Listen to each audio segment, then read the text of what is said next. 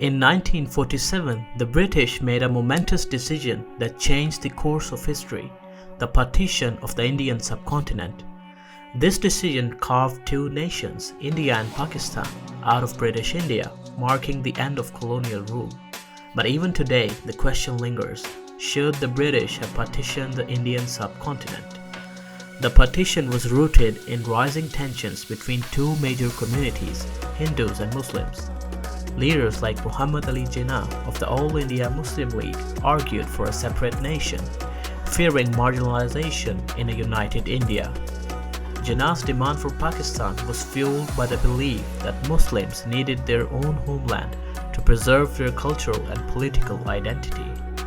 On the other hand, leaders like Mahatma Gandhi and Jawaharlal Nehru opposed the idea of partition, envisioning a united India where all communities could coexist. They believed that dividing the land would sow seeds of long-term conflict and suffering. The partition was implemented hastily, with little planning for its social and humanitarian consequences. Overnight, millions of people were forced to leave their ancestral homes, crossing newly drawn borders in search of safety. It resulted in one of the largest migrations in human history, over 15 million people, and led to horrific violence, claiming the lives of an estimated 1 to 2 million. However, some argue that partition was inevitable.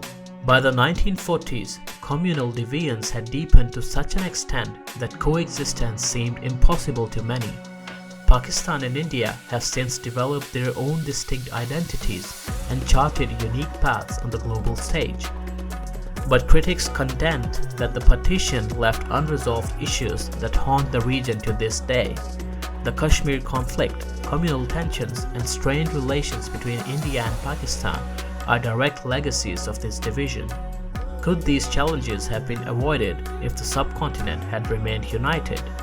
So, was the partition of the Indian subcontinent a necessary solution to irreconcilable differences? Or was it a hasty decision that created more problems than it solved? The answer is complex, and perhaps it's for you to decide. What do you think? Should the British have partitioned the subcontinent?